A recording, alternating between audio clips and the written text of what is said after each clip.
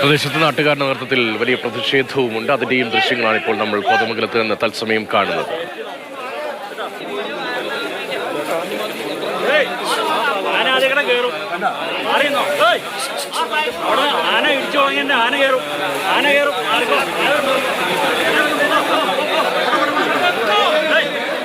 കിണറിന്റെ ഭാഗം ഇടിച്ച് സ്വയം കരയിലേക്ക് കയറാനുള്ള ശ്രമം ആന ഏറെ നേരമായി തുടരുന്നുമുണ്ട്. ജെയിനസ് രാജുവാണ് സ്ഥലത്ത് നിന്ന് വിവരങ്ങളുമായുള്ളത്. ജെയിൻ, ആന ആ കിണറിന്റെ ഒരു ഭാഗം ഇടിച്ച് രക്ഷപ്പെടാനുള്ള ശ്രമം നടത്തുന്നതൊക്കെ നമുക്ക് ഈ ദൃശ്യങ്ങളിൽ കാണാം. നാട്ടുകാരുടെ ഭാഗത്ത് പ്രതിഷേധവും ഉണ്ടാകുന്നുണ്ട്. രാത്രി ആന കിണറ്റിൽ വീണു, നേരം പുലർന്ന് ഇത്രയും മണിക്കൂർ പിന്നിടുമ്പോഴും എന്തുകൊണ്ടാണ് വേഗത്തിൽ അതിനെ കരയ്ക്ക് കയറ്റാനുള്ള നടപടി ഉണ്ടാകാതെ പോകുന്നത്?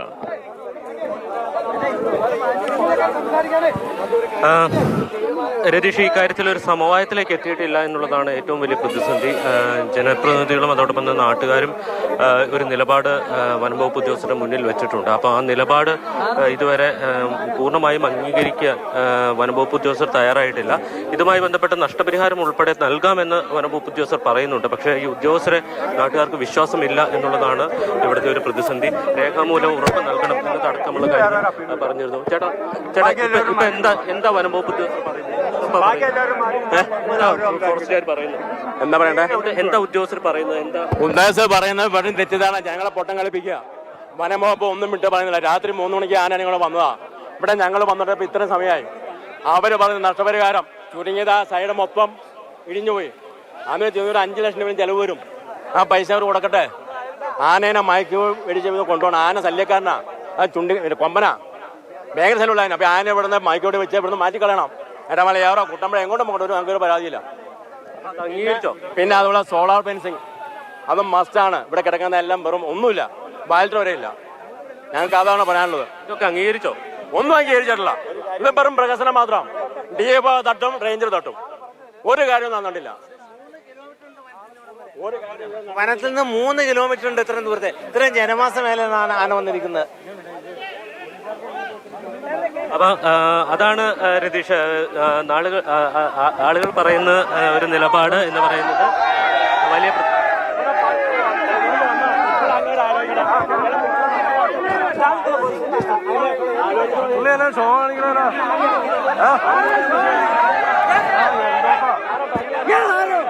എന്തെങ്കിലും പറയാൻ പാടില്ല. ഞങ്ങളെ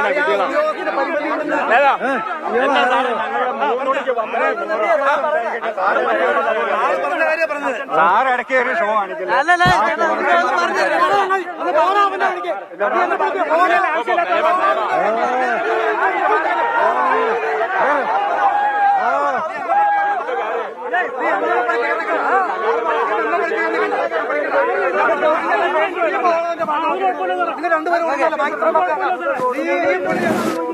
നിങ്ങൾക്ക് പുള്ളിക്ക് മാത്രം ആശാ, ബാക്കി ആർക്കും ആശാമില്ല. ഞങ്ങൾക്ക് എല്ലാവർക്കും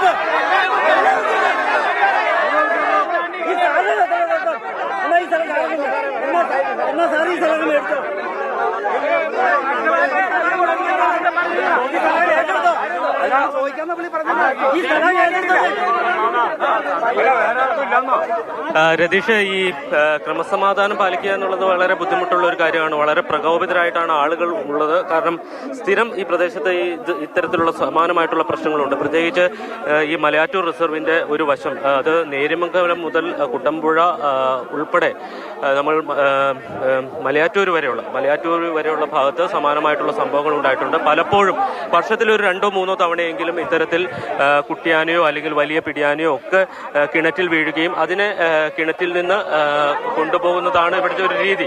പക്ഷേ അത് ഈ തുടർച്ചയാവുന്നത് കൊണ്ടും അതോടൊപ്പം തന്നെ ഈ മറ്റ് ദിവസങ്ങളിൽ ഈ വന്യജീവി പ്രത്യേകിച്ച് കാട്ടാനകൾ ജനവാസ മേഖലയിലേക്ക് എത്തുകയും അത് വലിയ പ്രകോപനം ഉണ്ടാക്കുകയും ചെയ്യുമ്പോൾ വനംവകുപ്പ് ഉദ്യോഗസ്ഥർ അങ്ങോട്ട് എത്തുന്നില്ല എന്നതടക്കമുള്ള പ്രശ്നങ്ങളുണ്ട്. അപ്പോൾ ആളുകളെ സംബന്ധിച്ച് അവർക്ക് ഇപ്പോൾ ഈ ആനയെ വനംവകുപ്പ് ഇവിടെ നിന്ന് രക്ഷപ്പെടുത്തണമെങ്കിൽ അവർ മുന്നോട്ട് വയ്ക്കുന്ന ഡിമാൻഡുകൾ അംഗീകരിക്കണം എന്നുള്ളതാണ് ജനപ്രതിനിധികൾ അടക്കം അവർ മുന്നോട്ട് വെച്ചിരിക്കുന്നത്. പക്ഷേ ഈ കുളം ഇടിഞ്ഞു പോയതിന്, കിണർ ഇടിഞ്ഞു പോയതിന് നഷ്ടപരിഹാരം ഉൾപ്പെടെയാണല്ലോ അവർ ആവശ്യപ്പെടുന്നത്. ഒപ്പം ഈ ഫെൻസിംഗ് അടക്കമുള്ള ആവശ്യങ്ങളും അവർ മുന്നോട്ട് വയ്ക്കുന്നുണ്ട്. അക്കാര്യങ്ങളിലൊക്കെ തീരുമാനമെടുക്കാൻ അധികാരമുള്ള ഉദ്യോഗസ്ഥർ അവിടെ ഉണ്ടോ? ഇപ്പോൾ ഈ ജനക്കൂട്ടം വളഞ്ഞു വെച്ച് സംസാരിക്കുന്നതൊക്കെ ഒരു ഉദ്യോഗസ്ഥനെയും നമുക്ക് കാണാം. അത് വനംവകുപ്പിന്റെ ഉദ്യോഗസ്ഥരാണോ? സുഗമമായി മുന്നോട്ട് കാര്യങ്ങൾ കൊണ്ടുപോകാൻ ആ ഉദ്യോഗസ്ഥർക്ക് കഴിയാത്ത സ്ഥിതിയുമാണോ? രതീഷ്, DFO ആണ് ഇവിടെയുള്ള മുതിർന്ന ഉദ്യോഗസ്ഥൻ എന്ന് പറയുന്നത്. അദ്ദേഹം ഇവിടെ ഉണ്ടായിരുന്നു. അതോടൊപ്പം തന്നെ പോലീസ് ഉദ്യോഗസ്ഥരുണ്ട്. പോലീസ് സ്റ്റേഷനിലെ കോട്ടപ്പടി സ്റ്റേഷനിലെ SI അടക്കമുള്ള ആളുകളാണ്. ഉള്ളിൽ കിടക്കണം ഞങ്ങളുടെ ജീവന. വർഷങ്ങളായി ഇവിടെ കിടന്ന് ഈ പോസ്റ്റർ തട്ടിപ്പ് നടത്തുന്നു. കാരണം ഇത് ഫെൻസിങ് നടത്തി ആനയ്ക്കല്ല അവർ വേലിയിട്ട്, കമ്മാലിക്ക് പോലും ഇല്ലാത്തൊരു വേലിയ കൊണ്ട് കെട്ടിയത്. ഞങ്ങളുടെ ജീവൻ അമ്മ ജില്ലാ കളക്ടറുടെ ഓർഡർ പ്രകാരം ഇവിടെ ചർച്ച വെച്ച് ആനയ്ക്ക് കാവൽ ഏർപ്പെടുത്തി ഇതൊക്കെ കഴിഞ്ഞ് ഫെൻസിങ് നടത്തി. നിങ്ങൾ പോയി നോക്കിക്കോ, വാവേലി മുതൽ വട്ടാമ്പാറ മുതൽ ഫെൻസിങ് നടത്തി കോടികൾ മുടക്കിയതാ. അമ്മ എൻ്റെ പുറകിൽ കംപ്ലൈൻ്റ് ആയിട്ട് ഒരു വ്യക്തിയാണ് ഞാൻ. ആ കംപ്ലൈൻറ്റിൻ്റെ പുറത്ത് ചെന്ന് DFO വന്ന് പരിശോധിച്ചപ്പോൾ 2 അടി കോൺക്രീറ്റ് എന്ന് പറഞ്ഞിട്ട് മാന്തി കാണിച്ചു തന്നു. ഇത്ര പൊക്കമുണ്ട്. ഇത് മതിയോ സാറെന്ന് ചോദിച്ചു. ഇതിന് ഞാൻ ബില്ല് മാറി കൊടുക്കില്ലെന്ന് പറഞ്ഞു. ബില്ല് മാറി കൊടുക്കണമാണോ ഞങ്ങളുടെ ജീവനാണോ കാര്യം ചോദിച്ചപ്പോൾ അതും ഞാൻ തീരുമാനിച്ചോർത്താൻ പറഞ്ഞ് പോയതാ. ഇതുവരെ തീരുമാനമൊന്നുമില്ല. അത് ഫെൻസിങ്ങും ഇല്ല, ഒന്നുമില്ല. അപ്പം അത് അക്കേഷ്യം മറിച്ച് എല്ലാം തവിടേക്ക് ഇട്ടിട്ടുണ്ട്. ഇതിന് വ്യക്തമായൊരു തീരുമാനം വേണം. കാരണം ആനനെ കയറ്റിക്കൊണ്ടുപോയിട്ട് കെൻറ്റ് നന്നാക്കാന്ന് പറഞ്ഞാൽ കേരള സർക്കാരിൻ്റെ നിയമം എന്തോരുണ്ടെന്ന് നമുക്കറിയാൻ പാടില്ലേ. ഇപ്പോൾ പെൻഷൻ കൊടുക്കണല്ലേ. ഇപ്പം തന്നെ സർക്കാരിനോട് തന്നെ പറഞ്ഞാണ് ജനത്തിൻ്റെ അവകാശമല്ല, ഔദാര്യമാണ്. അത് തന്നെ ഔദാര്യം വേണ്ട ഞങ്ങൾക്ക്. ഞങ്ങളുടെ മുതലവിടെ ഞങ്ങൾ ജനിച്ച് വളർന്ന് ഞങ്ങളുടെ കൃഷിഭൂമിയിൽ ഞങ്ങൾ പണിയെടുത്ത് ഞങ്ങളുടെ ജീവിതമാർഗ്ഗം ഞങ്ങളുടെ കൊച്ചുങ്ങളെയും പഠിപ്പിച്ച് ഞങ്ങളുടെ ജീവിതമാർഗ്ഗത്തിന് ഞങ്ങൾക്ക് വേറെ വഴിയില്ല. ഞങ്ങളിവിടെ ഇങ്ങനെ ഇപ്പം എനിക്ക് തന്നെ 4 ഏക്കർ സ്ഥലം പൈനാപ്പിൾ കൊടുക്കാൻ കിടപ്പുണ്ട്. ഒരു മനുഷ്യൻ തിരിഞ്ഞു നോക്കണില്ല. ചുരുങ്ങിയത് 60,000 രൂപ ഒരു ഏക്കർ സ്ഥലത്തിന് പാട്ടമുണ്ട്. ഒരു വർഷം 2-2.5 ലക്ഷം രൂപ പാട്ടം വെച്ച് 3 വർഷം കൂട്ടിക്ക് 7 ലക്ഷം രൂപ എനിക്ക് കിട്ടാം. ഞാൻ കാർഷിക വായ്പയും കടങ്ങളും എടുത്തും മുന്നോട്ട് പോകുന്ന ഒരു വ്യക്തി. എൻ്റെ ഒരു പേഴ്സണൽ എൻ്റെ അഭിപ്രായം പറയാനല്ല, ഈ ജനം അനുഭവിക്കുന്ന ഒരു പ്രശ്നം പറഞ്ഞു മാത്രം. അതെന്നു വെച്ച് കഴിഞ്ഞാൽ അങ്ങനെ ഞങ്ങൾക്ക് ഓരോരുത്തരും പല രീതിയിൽ ഇഷ്ടം പോലെ കടങ്ങൾക്കണിയിൽ വീഴുന്ന ഇഷ്ടം പോലെ കർഷകർ ഇവിടെ ഉണ്ട്. ഒരു 10 സെൻറ്റ് സ്ഥലം ഒന്ന് വിറ്റൊരു കടം തീർക്കാൻ ഞങ്ങൾക്ക് നിർവാഹമില്ല. കാരണം ഒരാൾ ഇവിടെ ഒരു ഭൂമി മേടിക്കാൻ തയ്യാറല്ല. അങ്ങനെ ഞങ്ങൾ ഒന്നല്ലെങ്കിൽ ഒരു പെണ്ണ് കല്യാണം ആലോചിച്ചിട്ട് പല വീടുകളിലും കല്യാണം വരെ വടക്കമാത്താണോ കല്യാണം അങ്ങോട്ട് ഇല്ല. ഞങ്ങളുടെ പെണ്ണിനെ അങ്ങോട്ട് കെട്ടിക്കൊള്ള. കാരണം ആന കയറി മേനോടത്തി ഞങ്ങളുടെ പെണ്ണെ ആന ചവിട്ടി കൊല്ലാൻ വിടണമെന്നാണ് ഇവിടുത്തെ മാറ്റമുള്ളവർ പറഞ്ഞത്. ഈ അനുഭവങ്ങൾ മുഴുവൻ ദുരിതം ഞങ്ങളിവിടെ കിടന്ന് അനുഭവിക്കുമ്പോൾ ഇവരുടെ ഉപായം കൊണ്ട് ഓട്ടം അടച്ചിട്ട് നടക്കില്ല. അതിപ്പോൾ ഞങ്ങളുടെ ജീവൻ പോയാൽ വഴിക്കങ്ങ് പൊക്കോട്ടെ, അല്ലാണ്ട് വേറെ ഒന്നുമില്ല. ഇവിടെ ഒരാളെ ഒപ്പിച്ചുകൊണ്ട് പോയാൽ ഞങ്ങളെല്ലാവരും ഒപ്പിക്കണേ. അത് നടക്കൂല. ഈ വ്യക്തമായിട്ടൊരു കാരണം മാന്യമായ നഷ്ടപരിഹാരം, ചുരുങ്ങിയത് 5 ലക്ഷം രൂപ ആ നഷ്ടപരിഹാരം കൊടുത്ത് മാന്യമായിട്ട്. കാരണം ഇത് ഇവർക്കൊരു പാടങ്ങടിയാണ്. ഇവരുടെ വീഴ്ച ഈ സാധനം വന്ന് കിടക്കണത് അല്ലേ. ഇവരുടെ വീഴ്ച. അവർക്കൊരു പിഴയുണ്ട്. ഒരു വണ്ടി ഓടിച്ച് ഹെൽമെറ്റ് വെച്ചില്ല, എൻ്റെ തലേ പോണേ അല്ലേ. എന്തിനാ പിന്നെ സർക്കാർ പിഴ ഇടണേ? ഞാൻ 3 പേരെ വെച്ചുകൊണ്ട് ഓടിച്ച് മറിഞ്ഞാടി എനിക്ക് 3 പേർക്ക് അപകടം വന്നെ. എന്തിനാ ഇൻഷുറൻസ് ഏർപ്പെടുത്തണേ? ഇവർ സർക്കാർ തെറ്റ് ചെയ്തതില്ല, സർക്കാരിൻ്റെ ഉദ്യോഗസ്ഥർ തെറ്റ് ചെയ്ത പിഴയില്ലേ? ഇത് പിഴ സഹിതം 5 ലക്ഷം രൂപ, ചുരുങ്ങിയത് 5 ലക്ഷം രൂപ നഷ്ടപരിഹാരം കൊടുത്ത് മാന്യമായിട്ട് നാളെ ഇവർക്കൊരു ഉത്തരവാദിത്വം ഉണ്ടാവുള്ളൂ. അതിനുവേണ്ടിയല്ലേ ഹെൽമെറ്റിന് വില ഈടാക്കണേ, അതിനുവേണ്ടിയല്ലേ ശിക്ഷ ഇവിടെ ഓരോ തെറ്റിനും ശിക്ഷിക്കണേ. അതുകൊണ്ട് ഇവർക്കും ഒരു ശിക്ഷ, ചെറിയൊരു ശിക്ഷ ഇവർക്കും. ആ വ്യക്തിക്ക് അവൻ്റെ വേറെ അരിപ്രശ്നമൊന്നുമില്ല. അവൻ ഒരു ഓട്ടോറിക്ഷ ഓടിച്ചുകൊണ്ടാണ് ജീവിക്കണേ. അവൻ്റെ അരിപ്രശ്നം അത്. അവൻ്റെ മാന്യമായ നഷ്ടപരിഹാരം വേണം. ഇത് നാളെ ഞങ്ങളുടെ വന്നാൽ ഇത് തന്നെ അനുഭവം. ഞങ്ങൾ ഈ നാട്ടുകാർ ഒറ്റക്കെട്ടാ. അതിന് വേറെ ഒന്നുമില്ല. ആപത്ത് വന്നാൽ ഞങ്ങൾ ഒറ്റക്കെട്ടാ. അതിന് അംശമൊന്നുമില്ല. ഇതിൻ്റെ ഉപായം കൊണ്ട് ഈ സാധനത്തിനോട് കയറ്റില്ല. വേണമെങ്കിൽ ഒരു പണി തൊട്ടെ JCB കൊണ്ട് കുറച്ച് അതിൻ്റെ മണ്ണ് മുകളിലേക്ക് അതിൻ്റെ ഇട്ടോട്ടെ. ഞങ്ങൾക്ക് ഒരു നഷ്ടപരിഹാരം വേണ്ട. രതീഷ്, ഈ പ്രദേശത്തുള്ള ആളുകളുടെ ഒരു വികാരം അദ്ദേഹത്തിൻ്റെ വാക്കുകളിൽ നിന്ന് തന്നെ വ്യക്തമാണ്. കാരണം ഇതൊരു ആന കിണറ്റിൽ വീണത് കൊണ്ട് മാത്രം ഉണ്ടാകുന്ന ഒരു പ്രശ്നമല്ല എന്നുള്ളതാണ്. നിരന്തരമായി വന്യജീവി ശല്യമുള്ള മേഖലയിലെ ആളുകളുടെ ഒരു വികാരം, പ്രത്യേകിച്ച് എന്തെങ്കിലും ഒരു ആവശ്യത്തിന് വനംവകുപ്പ് ഉദ്യോഗസ്ഥരെ വിളിച്ചു കഴിയുമ്പോൾ അവരെ കൃത്യമായിട്ട് ഇടപെടാതിരിക്കുക. അപ്പോൾ അത്തരം പ്രശ്നങ്ങളിൽ നിന്ന് തുടർച്ചയായിട്ടുള്ള അവഗണനയിൽ നിന്നാണ് ഇത്തരം ഒരു പ്രശ്നം അല്ലെങ്കിൽ ഇത്തരം ഒരു വികാരം വനംവകുപ്പിനെതിരെയും സർക്കാരിനെതിരെയും ഉണ്ടാകുന്നത് എന്നുള്ളതാണ്. ഇപ്പോൾ നമ്മൾ നിൽക്കുന്നതിന് സമീപത്തുള്ള ഒരു പുരയിടത്തിലാണ് അല്ലെങ്കിൽ കിണറ്റിലാണ് ആന വീണ് കിടക്കുന്നത്. ഏതാണ്ട് ഒരു 10 മണിക്കൂറിലധികമായി ആന അവിടെ കിടക്കുകയാണ്. അതിനെ കയറ്റാനുള്ള ഒരു നടപടിയും ആരംഭിച്ചിട്ടില്ല. ആനയുടെ സ്വയം ഒരു കിണറിൻ്റെ ഒരു വശം ഇടിച്ച് പുറത്തു കടക്കാനുള്ള ശ്രമമൊക്കെ നടത്തിയിരുന്നു. അപ്പം ആനയെ പുറത്തെത്തിക്കുക എന്നത് വളരെ പ്രധാനമാണല്ലോ. അതിൻ്റെയും ആരോഗ്യം നോക്കേണ്ടതുണ്ട്. അതേസമയം നാട്ടുകാർ ഉന്നയിക്കുന്ന പ്രധാനപ്പെട്ട പ്രശ്നങ്ങളിൽ പരിഹാരം ഉണ്ടാകേണ്ടതുമുണ്ട്. ഏതെങ്കിലും തരത്തിൽ ജനപ്രതിനിധികൾ ഉൾപ്പെടെ ഇടപെട്ടുകൊണ്ടുള്ള ചർച്ചകൾക്ക് സാധ്യതയുണ്ടോ? ജനപ്രതിനിധികൾ അടക്കമുള്ളവർ അവിടേക്ക് എത്തിയിട്ടുണ്ടോ?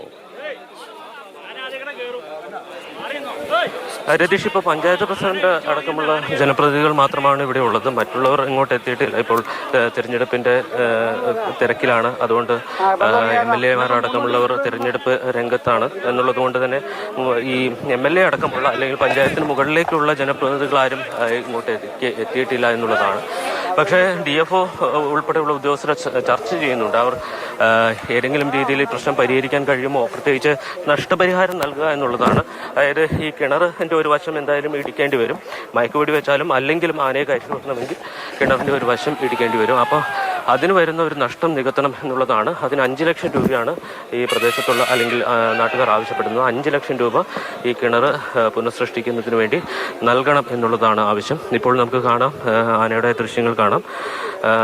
ഇടിച്ചു വെച്ചിരിക്കുന്ന ഒരു ഭാഗം, അത് കിണറിൻ്റെ ഏറ്റവും ദുർബലമായിട്ടുള്ളൊരു ഭാഗമായിരുന്നു. അതിൻ്റെ ആ താഴത്തുനിന്ന് മുതൽ ചെറിയ കല്ലുകൾ വെച്ച് മുകളിലേക്കൊരു സംരക്ഷണ മതിൽ സൃഷ്ടിച്ചിരുന്നു.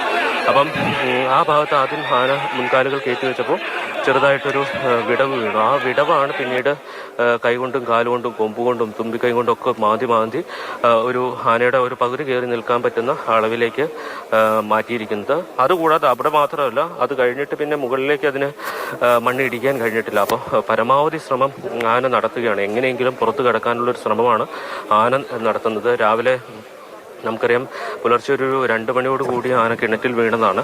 3 ആനകളാണ് ഉണ്ടായിരുന്നത്. ആ 3 ആനകൾ ഇവിടെ ജനവാസ മേഖലയിലേക്ക് എത്തിയപ്പം ആളുകൾ ബഹളം വെച്ചു, ടോർച്ചടിച്ചു. അപ്പോൾ അങ്ങനെ പരക്കം പാഞ്ഞ് ഓടിയപ്പോൾ ഈ ആന കിണറ്റിലേക്ക് വന്ന് വീണു എന്നുള്ളതാണ് മനസ്സിലാക്കുന്നത്.